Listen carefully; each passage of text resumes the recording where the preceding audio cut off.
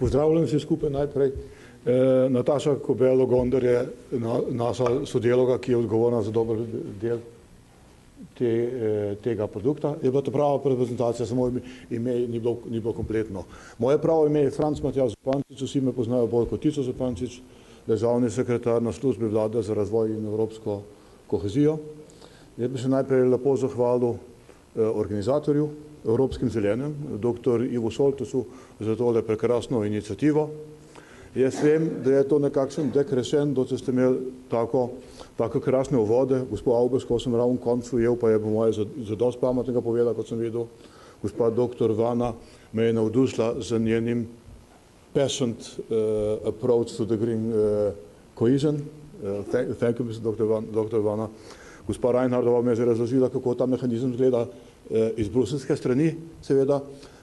Mi bi vam pa radi kratko povedali, kako mi to delamo v naši službi. Jaz moram priznati, da sem jaz tudi dosti frišen v javni upravi, državni sekretar sem šele par mesecev in je zelo fajn, ko vidiš, pa je to, kar praviš, to je eno zelo birokratsko okolje, da pa vidiš, da v bistvu, kot mi postavljamo kohezijo na terenu, postavljamo tako, kot je bila mišljena, kot je tudi Evropa mišljena, za slovenski narod in za slovenska podjetja. In vidim tudi v sodelovanju, mi se redno srečamo s podjetniki in župani, da so obe strani tako dojemajo. Je pa seveda jasno tako, da vsi mislimo, to mora biti včeraj fertik, pa žal niso včeraj fertik, kako smo mi to dobro narediti, da to smo vrdu kasneje. Kaj bomo danes pogledali? Jaz bi vam rad povedal o ključnih razlikah med staro perspektivo in novo. Gospod Reinhardova je že nekaj tega povedala na nek način. Jaz bom pa šel v slovenščini, pa mogoče mečkam skozi druga očala, bomo videli, kako se to ujema. Pa v dokumentih, ki smo jih mi pripravili, da te skupne uspehe dosežemo. Tukaj smo, ja. Kaj je tako novega v 2014-2020. Temelj tega je dokument Evropa 2020, ki zadeva pametno, trajnostno in vključujočo rast. Kdo bi se to lepši lahko spomnil? Tudi to je mogoče zeleno, pa tudi uspešno.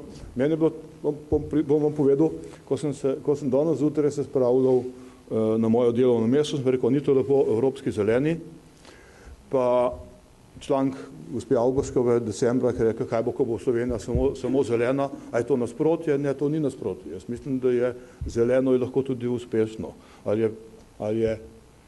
Tako kot sem rekel, gospa dr. Vana, ki nam je dokazala, da je modrost in strast se ne nasprotujejo, da si lahko poslovnež z glavo in srcem, pa si lahko župan z glavo in srcem, tako tudi nova kohezijska politika skuša povedati, da bomo imeli pametne cilje, ampak trajnostne, ampak tudi, ko bojo imeli uspešne. Uspehi so pa ravno tisto, kar je bilo manj eksplicitno v prejšnji perspektivi. Takrat je bil denar naložen in se potem tega nekaj delali. Razlika v tem je, da zdaj pa bojo samo uspehi tisti, ki bojo nagrajeni.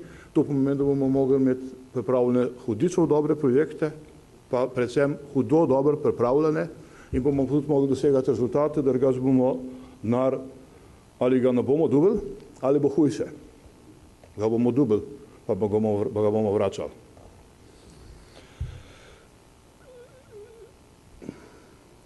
No, razlika je tudi, da je en krovni dokument postavljen na novo perspektivo, ki mu rečemo partnerski sporazum, ki točno pove, na kakšen način smo poročeni in kaj bomo počeli, da smo na osnovi tega naredili 3 operativne programe za celo kohezijsko politiko. Od tega eden je za kmetijstvo in ribištvo, eden je pa za vse ostalo, na to se bomo srečali kasneje. V Sloveniji je tako, da smo definirali 2 kohezijski regiji, zelo originalno vzhod in zahod, ker je razvoj teh 2 regij različen, zato tudi črta ne gre čisto posred, ko bomo videli, in se sredstva za 2 od teh skladov se delita, sta posebej dodeljena zahodni regiji in posebej vzhodni regiji. In seveda, kar je ključno v tem sporazumu, je, da se dosegajo cilji strategije 2020. In se osredotoči na 11 definiranih tematskih ciljev v tej strategiji. Sektorskega pristopa ni, da bi imeli kar nalepka, pa bi rekli, to je za ta sektor, to je za sektor. Seveda se projekti še vedno lahko sektorski, samo jih bo treba tako definirati, da bojo jasno, nekje po prednostni osi grejo. To pomeni, bo treba jih dobro pripraviti, pa se tudi verjetno dosti dobro in pravočasno pogovoriti z našimi kolegi iz resorjev, ki so pristojni za gotov segment in seveda z nami kot z upravnim organom tega. Večji poudarek je na mehkih vsebinah, ker če je bila prejšnja kohezijska po meri Slovenije, ko smo z vsakega projekta naredili nepremičninski projekt, pa smo cegle zlagali, je ta drugačna.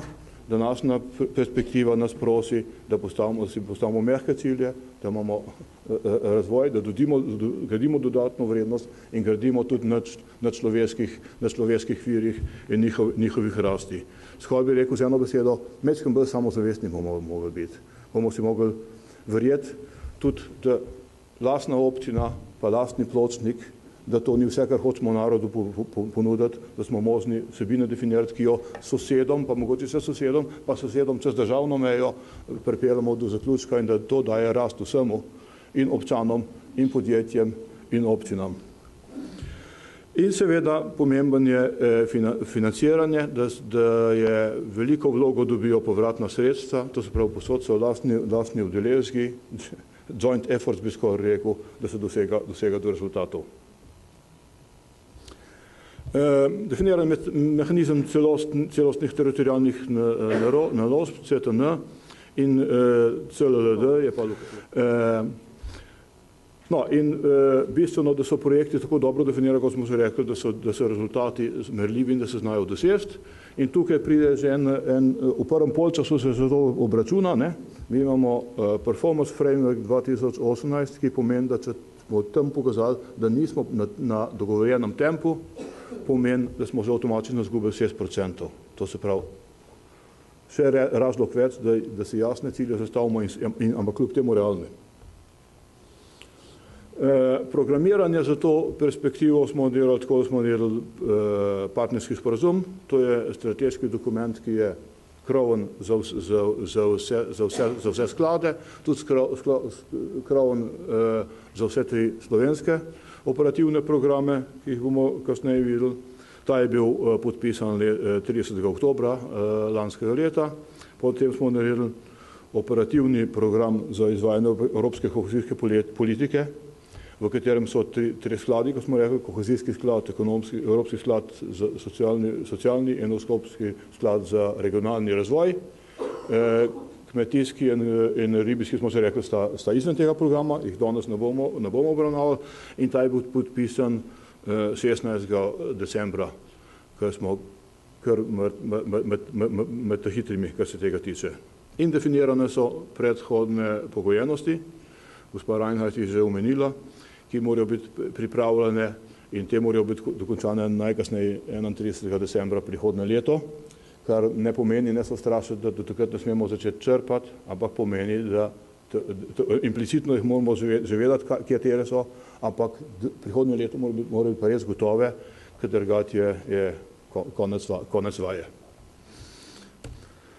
No, partnerski sporazum smo rekli, smo podpisali za teh vseh 5 skladov, med katerim smo že omenili, da zunanja dva imata svoje operativne programe, kmetijski in pomorski in kohezijski in evropski sta pa, socialni in regionalni sta pa v operativnem programu, ki ga bomo danes malo bolj pogledali in to temelji vse na te znameniti uredbi 13.3. To je mogoče dosti o temu. No, ta daje okvir za to celih dobrih 4 milijarde evrov, no mislim, številka je dosti visoka, da v celoti izgovorimo 4 milijarde 118 milijonov, ki pokriva vse tri programe in temelji na position paper, ki je definiral tele zadeve.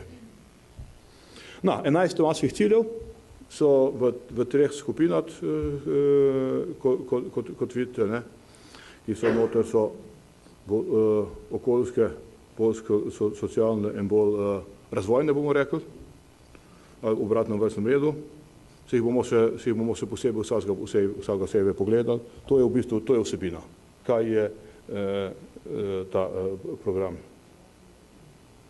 Vidim, da ljudje pridno fotografirajo, vse to najdete na naši spletni strani, tudi vsi dokumenti, ko so gotovi, bom kasneje vam dal naslove, kje se jih lahko najdejo, ker je seveda vse to, kar delamo, je javno, ker to delamo za vas.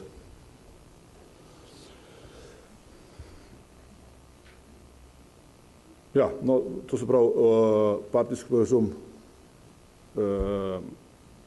je rezultiral v teh treh operativnih programih. Ta zadnji za razvoj ribiška je v dosti končni fazi, ostala dva sta potrjena. Naš, bom rekel, vse je naše, ne, mi smo vsi naši, ampak operativni program za kohezijsko politiko od decembra in razvoj podeželja pred 3 tedni in mi bomo postavili en medresorski koordinacijski odbor preko vseh ministrstev, ki bo skrbel, da bo celota sinhrona. In seveda bomo imeli tudi dostopne točke, na katerih boste vi lahko najdli, se bom vrnil kasneje na to. In potem gremo na operativni program. Za vsak primer še enkrat ponavljam, da je to operativni program, ki se ne tiče teh zunanjih dveh na tisti sliki, ampak za kohezijski sklad, za socialni sklad in za sklad za regionalni razvoj. Točno določa, na katera področja bo Slovenija vlagala v prihodnjih letih in to pomeni bo vlagala, da vemo, kaj bomo delali, da bomo tudi povratna sredstva uporabljali in še enkrat mehke vsebine imajo prednost pred infrastrukturo. Regije smo se rekli, ne? Dve kohezijski regije, vzhod je večji, to je fajn.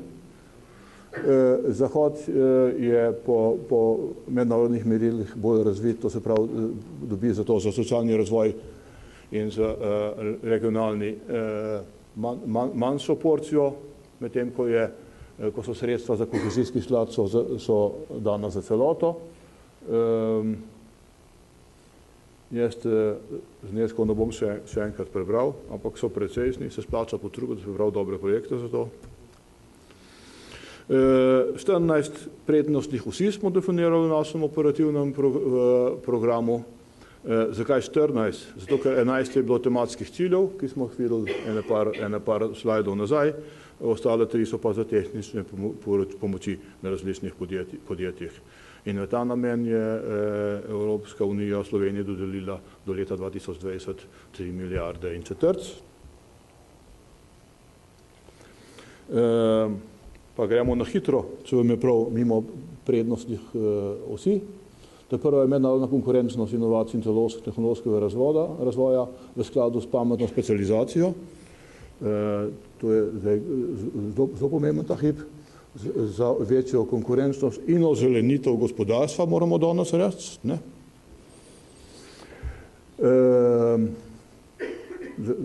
In mi smo tam prednostne naložbe, smo jih tam definirali, zneske, vidite sami, smo rekli izboljšanje infrastrukture za raziskave in inovacije in spodbujanje naložb podjetij v inovacije raziskave.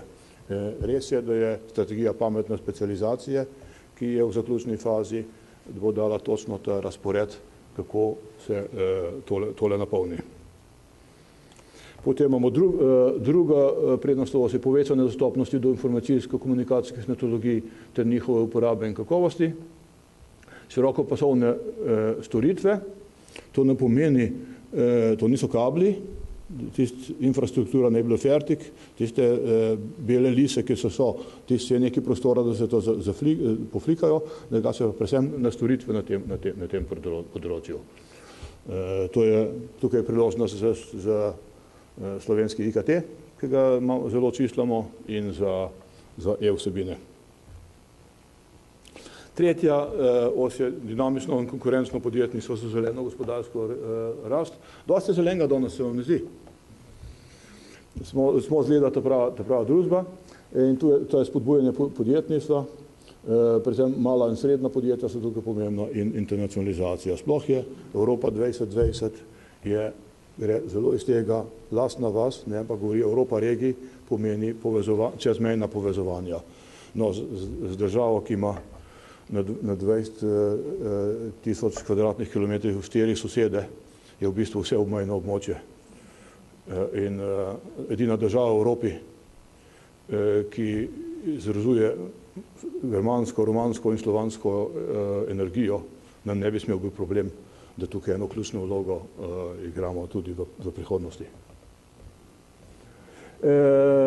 Trajnostna raba in proizvodna energija in pametna omrežja.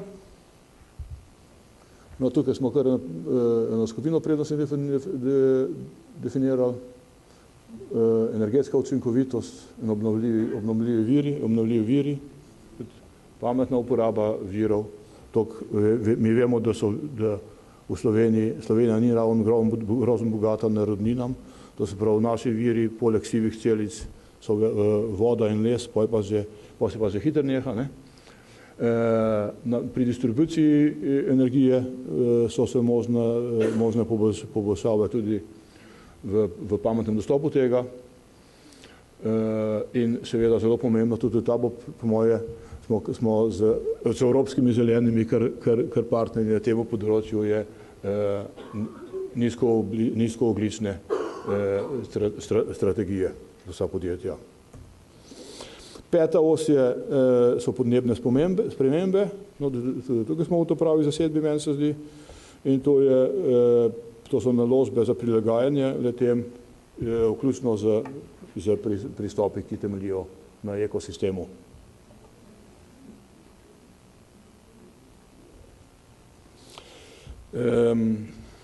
Šesta prednostna os, boljše stanje okolja in biotske raznovrstnosti. Tukaj bo za Slovenijo hudo pomembno vlaganje v vodni sektor. Veste, da smo tam v zaostanku, mi smo zelo vodna država. Pa tudi tam se čezmejno povezujejo, ker se probleme z vodami, ki so se v Avstriji, se pri nas Orenk udarijo, na Hrvatskem so pa že katastrofa. To se pravi, tam imamo dosti domače naloge in varstvo in obnova biotske raznovrstnosti. Natura 2000 bo tukaj dosti dominantna in boljše urbano okolje.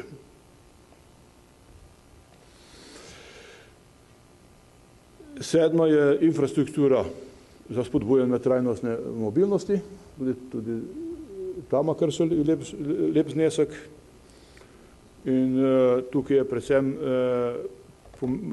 izboljšanje železniškega sistema. Mi smo v prvem desetletju samostojno smo postavili cestni križ, ta del je redno pokrit, v železniški imamo pač velike težave. In tukaj, za vsak primer, da se ne bomo razumeli, tukaj se ne pogovarjamo v slavnem drugem tiru. Tukaj gremo o drugih izzivih, ki bi lahko iztirali. Gre za regionalno mobilnost in za enotni evropsko prometno območje. V tem sektorju imamo Slovenci kar ta prava povezava, mislim, v Evropskem vrhu. To je velika priložnost. Potem je zaposlovanje zelo pomembno za neaktivne osebe, za mladino predvsem priložnosti in aktivno in zdravo staranje. Se nam zdi precejšnja priložnost za to državo, da se tudi na mednarodnem področju postavimo kot eden vodilnih na tem področju. Socialna vključenost in zmanjševanje tveganja revščine, enake možnosti so pri tem pomembnosti. tudi v regijah, ki so slabše zastopane. Socialno podjetništvo smo v tem mandatu stimulirajo in predvsem vlaganje v strategiji, ki so zelo lokalno vodenje. Ste videli, da imamo to, zato celo posebno obliko upravljanja smo postavili. In znanje, spretnosti, vseživljenjsko učenje pomeni, da to je kar zanimiva bitka, ki jo bijemo vedno v tej med podjetniki, politika in zaposleni, kaj je zdaj naš skupni izziv, ali se gre dejansko za vsak evro v plači danes, ali imamo mi kot javna uprava, pa tudi kot podjetniki, dolžnost, da vsakmu pomagamo do njegove osebnostne rasti, ker mu je edina garancija na dolgo progo, da bo tudi uspešen in da bo tudi prišel do službe. Pravna država, izboljšanje institucionalnih zmogljivosti, učinkovita javna uprava, podpora razvoju nevladnih organizacij ter krepitev zmogljivosti socialnih partnerjev. Tu je prenovitev javne uprave, javna uprava. Upam, da ste že opažate razlike, bliže državljanov, bom rekel, boljša dostopnost, vem točke in tako naprej. In krepitev zmogljivosti na področju izobraževanja, vseživljenjskega učenja in usposabljanja. Potem imamo pa še, tri smeri so pa potem še za tehnično pomoč, smo rekli, to je pa predvsem krepitev zmogljivost organov, da smo mi se mogoče sploh zmožni to vse servisirati. Če sem rekel, da hočemo mi narediti upravo dostopno državljanom in podjetjem, pomeni, da se moramo tudi tako organizirati, da moramo biti pretočni, da ne moramo mi birokratsko se obnašati vsako ministrstvo zase, ampak da moramo imeti lokete, kjer imate vi dostop in kjer to sprocesiramo do konca. In to je kar precejšnja investicija, moram reči, no tudi zato so namenjena sredstva.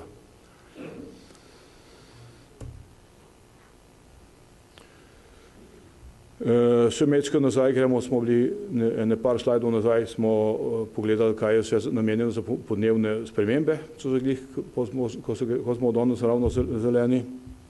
Tukaj je kar nekaj postavk, jaz jih ne znam z glave. Ampak tole so, ko se bomo srečali na izvaju, ni bomo imeli aparat, ki vam pri tem pomaga. To se pravi, imajo vso pozornost, mi smo pri programiranju dosti pozornosti posvetili rešitvam na tem področju. In to nas pripelje pa do zdaj, ker imamo partnerski sporazum podpisan, imamo operativni program podpisan, od tega nimamo se vsi skupaj nič, zdaj moramo to začeti izvajati. In je s tem, da bi večina dvorane bi to rada, da bi imeli to jutri, pa žal temu ni tako. Mi zdaj pripravljamo programe, tudi posredniški organi seveda pripravljajo programe, to so vaši prvi partnerji, s katerimi se pogovarjamo, to so naši partnerji po resorjih. Organ upravljanja upravlja naša služba in mi z njimi pripravljamo ukrepe, ki pomagajo, da potrjujemo nacionalne in regijske projekte s programskim pristopom, neposrednimi potrditvami in ali razpisi. Vse to, kar tu zdaj gledamo, je samo ogrodje, ki postavlja ta setting, ki ga rabimo, da to izvedemo. In seveda so v prednosti celoviti projekti, ki bojo lahko kombinirali ukrepe različnih skladov. To se pravi, ne samo, da niso lokalni, tudi niso kako bi rekel, enodimenzionalni, multidisciplinarni. Majčkeno bolj izziv je jih sestaviti, imaš pa večjo dodatno vrednost. To se pravi, vse splošna slovenska razdeljenost, katero je omenila že gospa Avberškova, nam tukaj ne bo koristila. Tukaj bomo mi se dejansko mogli upati, biti toliko samozavestni, da si bomo cilje zastavili in tudi, da se bomo upali povezovati. Jaz vidim večkrat v pogovorih z župani, da v prvih 10 minutah se pogovarjamo, je skrb samo, kako bom jaz rešil svojo občino. Ko se dalj pogovarjamo, ugotovi, da imata sosedom, sta zmožna veliko več narediti oba skupaj, če se povezata in več dosežati.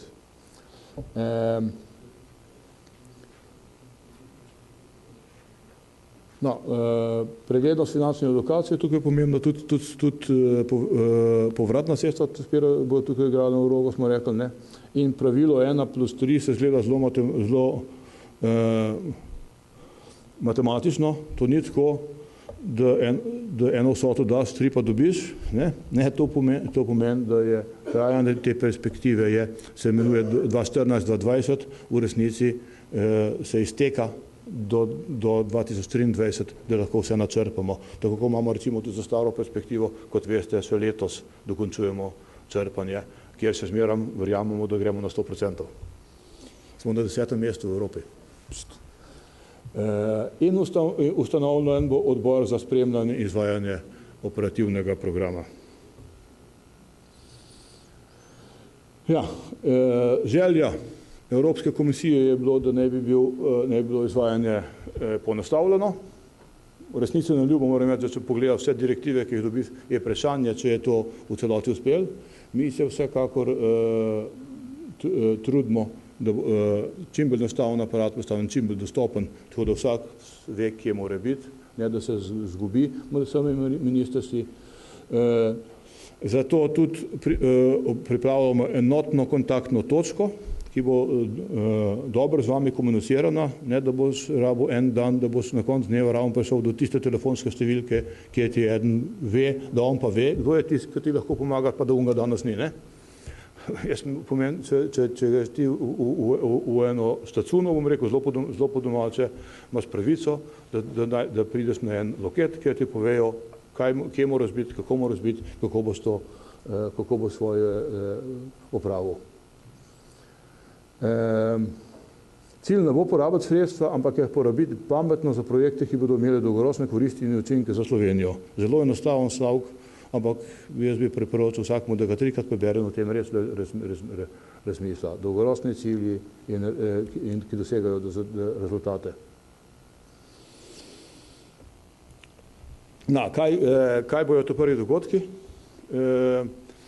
Mi imamo konec tega meseca, ko se odbor za spremljanje prvič sestane, bodo vsi te akti zreli za potrjevanje in v mesecu aprilu želimo organizirati nekaj dogodkov z vsemi deležniki, to pomeni tudi z vsemi vami, z vsemi kategorijami, katerih interesira izvajanje, kjer bomo nadalje obvestili, kako poteka izvajanje in kdaj in kje lahko pozvonite na katera vrata. Toliko z moje strani. Hvala lepa.